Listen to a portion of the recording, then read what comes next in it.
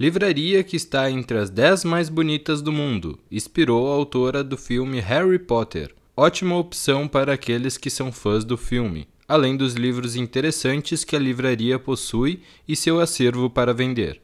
Possui uma escada belíssima e um café na parte superior, onde você pode conversar com amigos e dar uma rápida olhada em algum livro interessante, ou que você pretenda adquirir. Imperdível para os amantes da leitura ou do filme. Bom dia a todos da TV Cidade, estamos aqui direto de Porto, hoje com o Diego Biondo.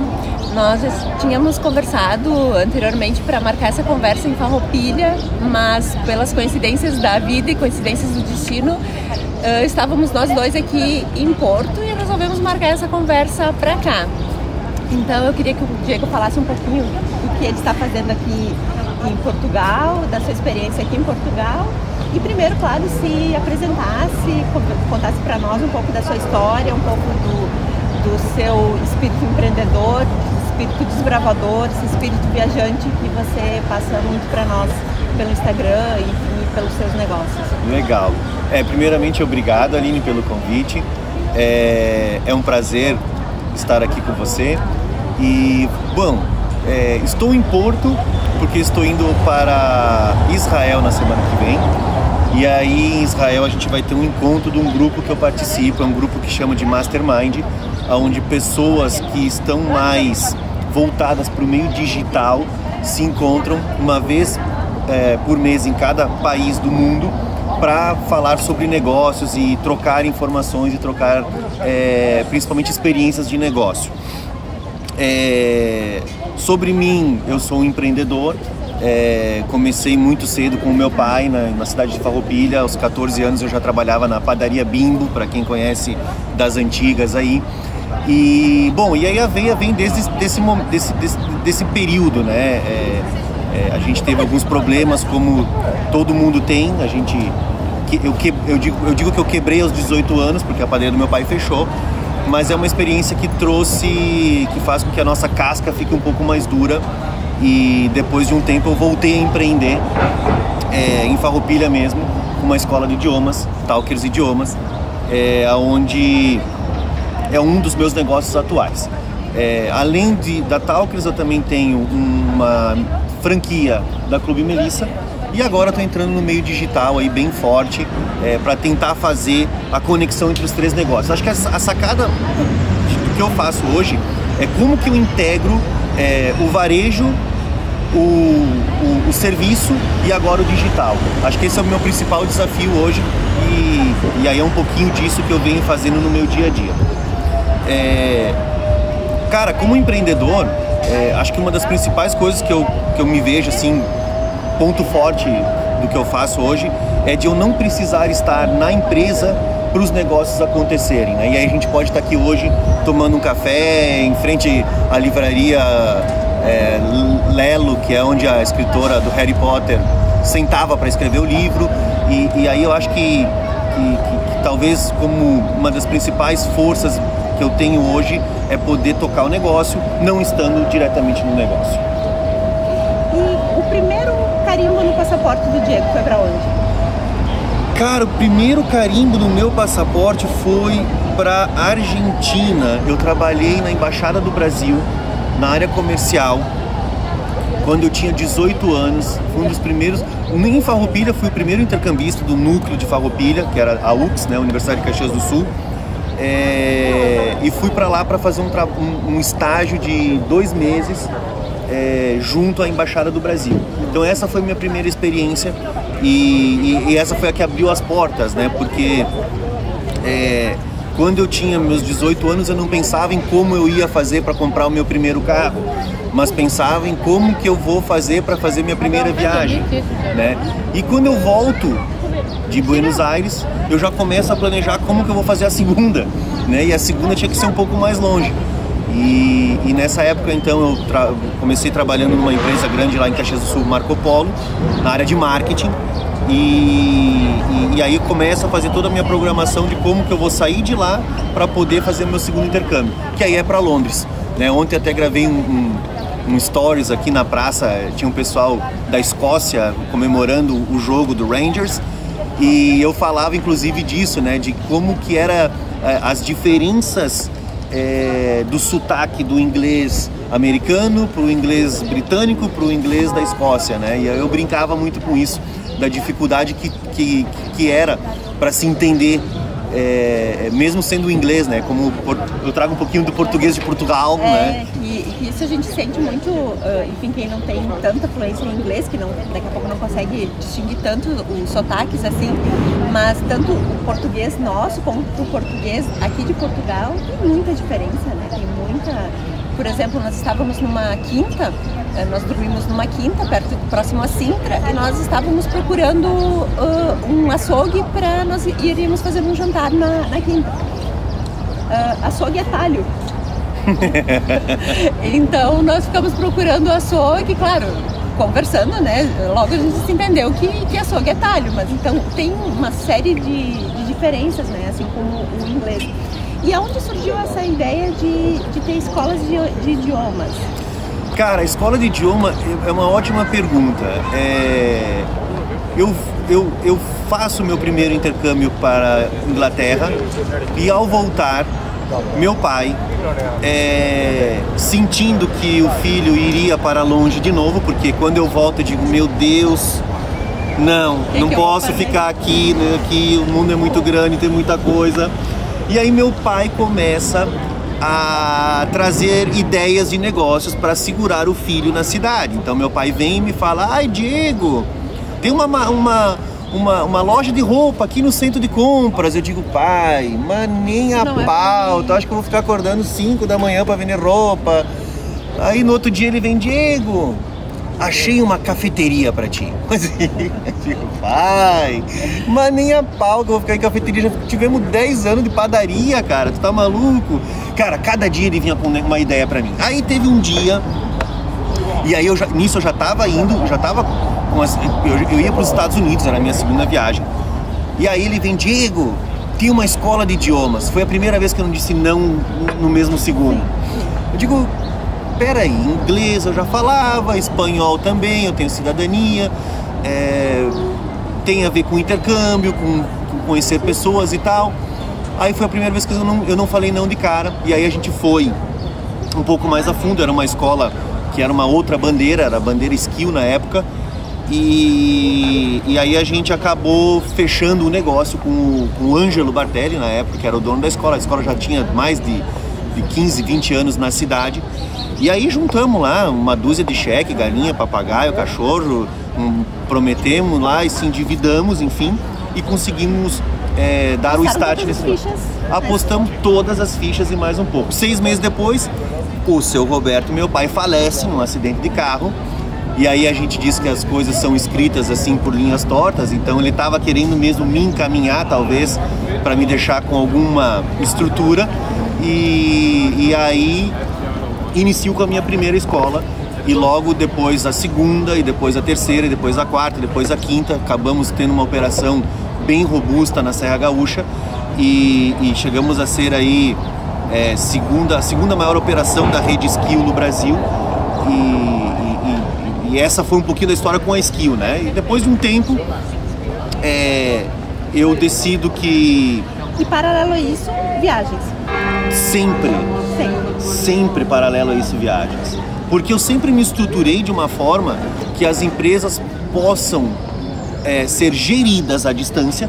Então acho que essa é a primeira sacada, né? E como é que eu faço para gerir uma empresa à distância, né? Então a gente começa colocando processos e procedimentos e pessoas que você pode contar e pode, por um tempo, tocar à distância, né? É claro que não dá para ficar um ano fora, mas por alguns períodos sim. E com a vinda da internet, isso facilita muito, né? Eu faço hoje muita call com imagem, com a minha equipe, sistemas também todos online. Em tempo real, né? Em tempo real, exato. Então o sistema nosso hoje, eu tenho um sistema que eu abro aqui, eu vejo as câmeras das empresas. Mas não só por câmera, por cuidar, mas muito por sistemas de gestão, onde eu consigo ver o que está entrando, o que está saindo, o que está acontecendo. Então esse é uma das coisas que veio para nos ajudar. Principalmente para estar longe, mas estar presente. Exato. E o teu pai? Ele chegou a viajar alguma vez contigo? Enfim, ele conseguiu... Inclusive, nós estávamos conversando antes que a nossa cultura da Serra Gaúcha é muito do guardar, do ter, do acumular. E que muitas pessoas, elas não veem prazer em gastar, né? Então, nós estamos aqui para quebrar, de alguma forma, esse paradigma. E eu queria ver, então, teu pai faleceu cedo? Uhum. Cara, meu pai, acho que ele viajou para 2 lugares só. Chile, quando ele casou com a minha mãe, que ele foi de lua de mel. E depois para os Estados Unidos ele fez uma viagem de alguns dias. Então, viajou pouco, né? E de alguma forma, tu estar pelo mundo também é uma forma de estar com a presença dele, ou enfim, do legado dele, como tu me falaste antes, que parece que ele organizou a tua vida para depois partir, né? Então, de repente, de alguma forma, ele está aqui nessa presença, né?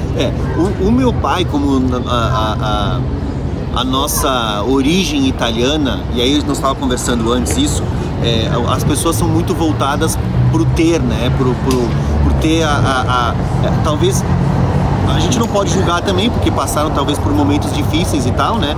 Mas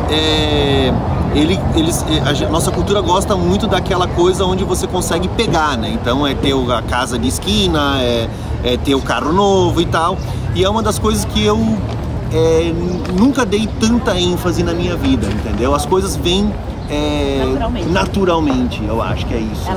Elas são, de alguma forma, elas são consequência e não são o objetivo. Exato, né? Então, claro que eu acho que é um paradigma que eu venho quebrando, inclusive dentro da minha família, né? E aí dentro do meu ciclo de amizades também. Então, são coisas que a gente vai quebrando as casquinhas dos ovos, assim, e aos poucos talvez a gente serve de inspiração para os outros. Primeiro que criticam, entendeu? depois se inspiram. Exato, né? Então, é isso.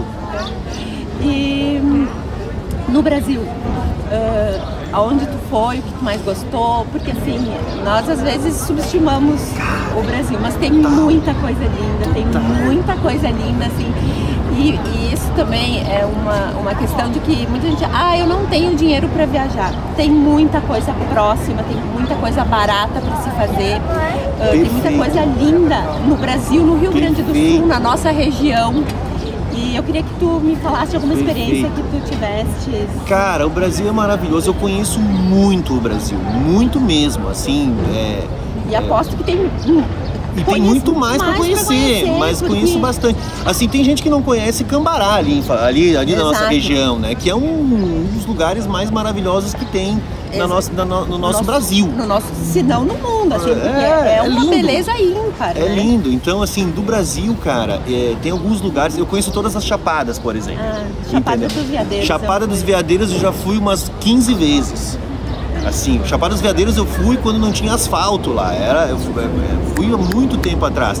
Chapada dos Guimarães, Chapada Diamantina, Lençóis Maranhenses, Amazônia, Pantanal, conheço bastante. Minas Gerais é um estado maravilhoso para se viajar também. Digo assim, Tiradentes, Ouro Preto, não perde em nada claro, dentro da sua grandeza, dentro da sua proporção, mas assim, uma igreja, aquelas igrejas de Ouro Preto são lindíssimas, e um custo para uma passagem em Porto Alegre, Belo Horizonte, é barato, então assim, dá para se organizar, dá para fazer, dá para ir, né? E com o dólar a esse preço, fica mais convidativo ainda, né? Viajar dentro do Brasil ficou mais barato do que vir para Europa, por exemplo. Apesar que assim, organizando bem, escolhendo algumas coisas, dá para organizar, dá para fazer. É verdade. Por exemplo, assim, o preço de um hotel aqui em Porto, comparado com um hotel no Carnaval em Florianópolis, acredito que...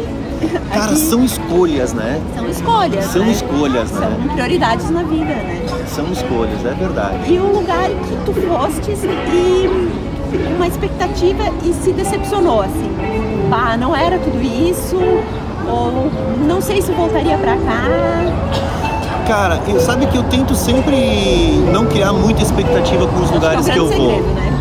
Eu sempre tento ir com a expectativa bem baixa pra me surpreender lá.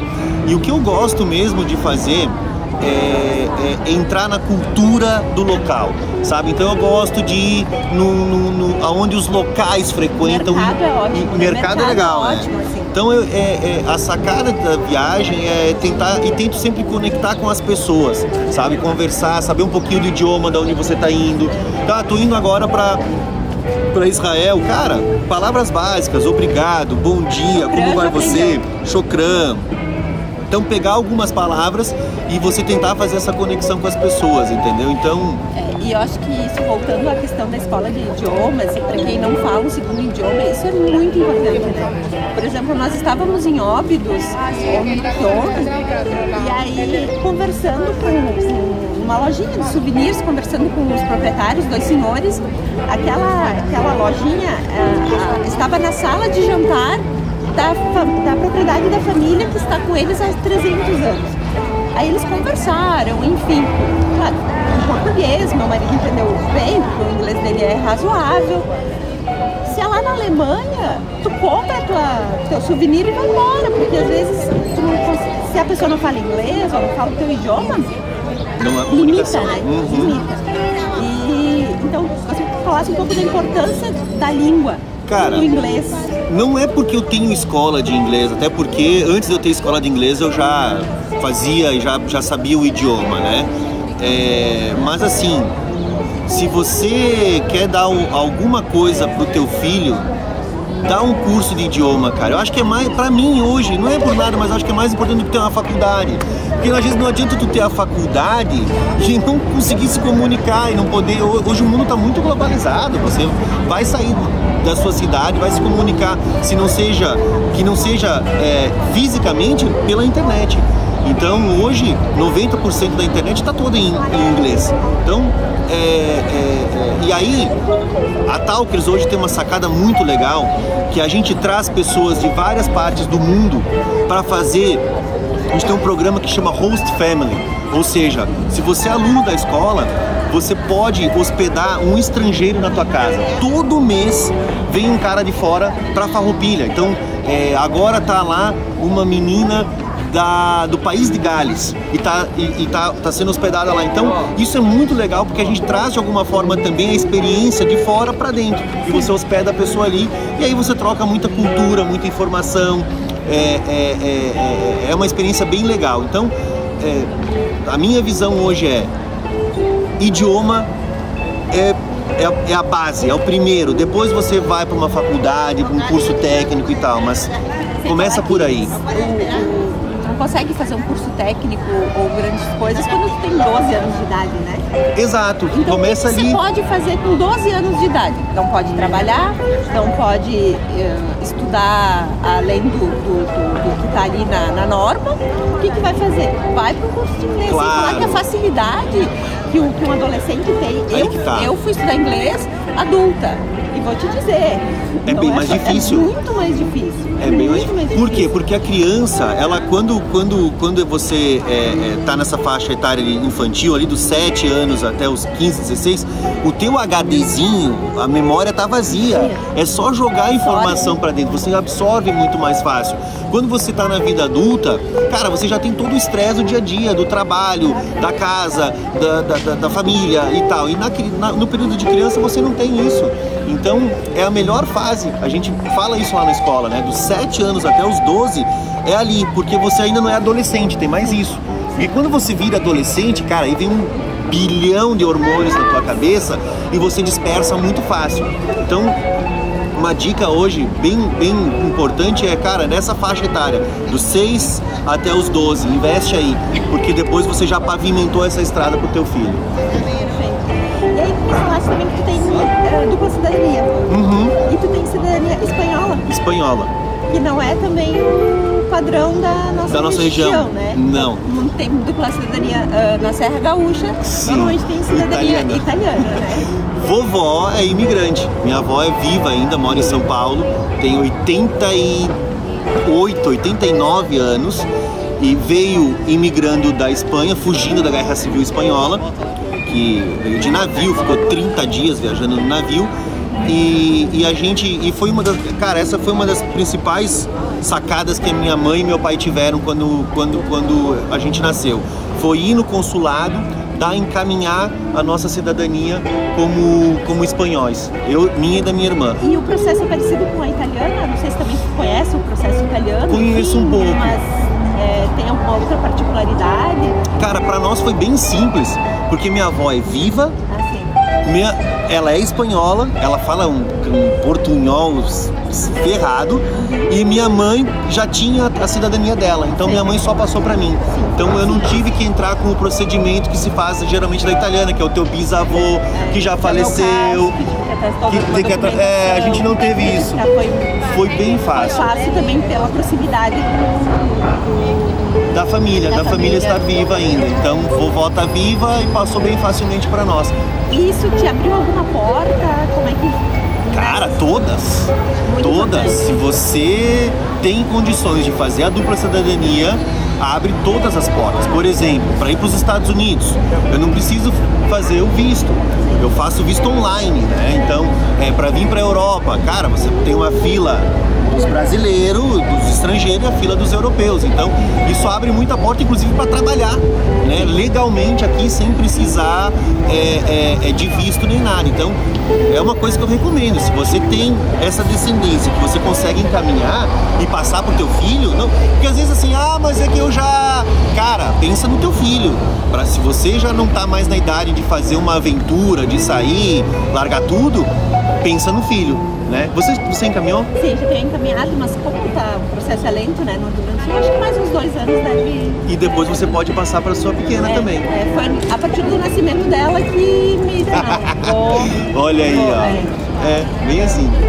E tua expectativa para Israel? Cara, é baixa. Eu tento não colocar, mas assim, deve ser... eu já tive em países árabes e eu já sei um pouco como funciona. Eu já tive na Turquia, já tive no Egito,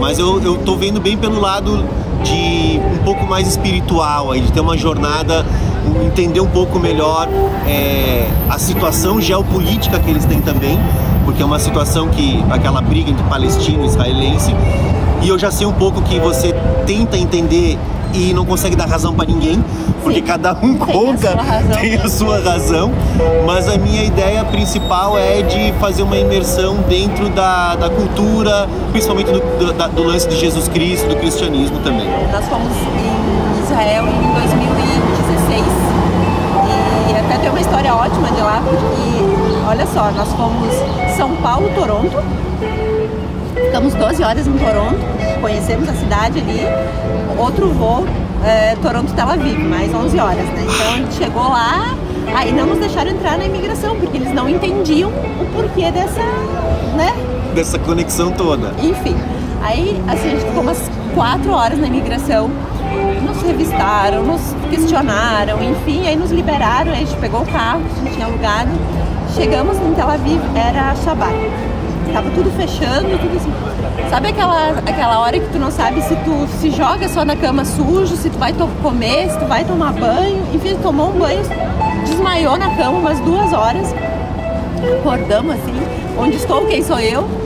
A gente andou um pouquinho, aí tava aquele pôr do sol maravilhoso no Mediterrâneo, aquele sol vermelho se pondo. Eu sentei na beira da praia e eu comecei a chorar. Sabe aquela paisagem que te emociona, assim, eu comecei a chorar, mas assim, eu já vi muitas paisagens na minha vida e não chorei, né, enfim. E aí, quando eu voltei pro Brasil, eu fiz o teste de gravidez e aí descobri que eu tava grávida. Eu disse, tá explicado porque os hormônios, enfim, né, então eu tenho uma história, enfim, mais carinhosa com Israel, porque foi o primeiro país que nós visitamos com a Cecília ainda ali, uma sementinha. E assim, Israel, nossa, Jerusalém é a história na tua frente, sabe? É um livro de histórias que tu caminha sobre ele, sabe? Não sei se tu foi para catecismo, se tu é católico. Então, assim, é tudo que tu viu na tua vida ali na tua frente, a Via Sacra, sabe? A Pedra da Unção. Então é um destino assim que também eu não fui com muita expectativa e assim me surpreendeu. E Tel Aviv também é um Rio de Janeiro menor, né? Mas assim, o Mediterrâneo, a comida, espetacular, assim. Destino que eu indico não só para aquela excursão religiosa, como um destino de férias também, eu acho que vale a pena. Então, eu gostaria muito de agradecer o Diego por disponibilizar esse tempo, né? Que tempo em euro sempre é um tempo mais precioso, né? Aqui o relógio roda diferente. Roda diferente, né? Mas acho que foi um papo muito gostoso, acho que a gente conseguiu passar um pouquinho da história dele, enfim, nesse cenário aqui que é especial, um cenário espetacular aqui em Porto. E eu queria aproveitar já para agradecer, mas também para convidar para uma próxima oportunidade nós conversarmos de novo lá no estúdio. Lá com certeza. Vamos levar um intercambista lá. Vamos levar um intercambista lá. Vai ser legal. Vamos levar alguém de fora para trazer uma visão também do que eles, como eles veem a nossa cidade. Acho que isso é legal de compartilhar. Porque a gente fala muito do que a gente vê pelo mundo, mas é diferente, né? Ver a opinião de outra pessoa sobre a nossa casa, né? Legal. Aline, muito obrigado também e eu fico à disposição, tá bom? Certo. Valeu. Obrigada.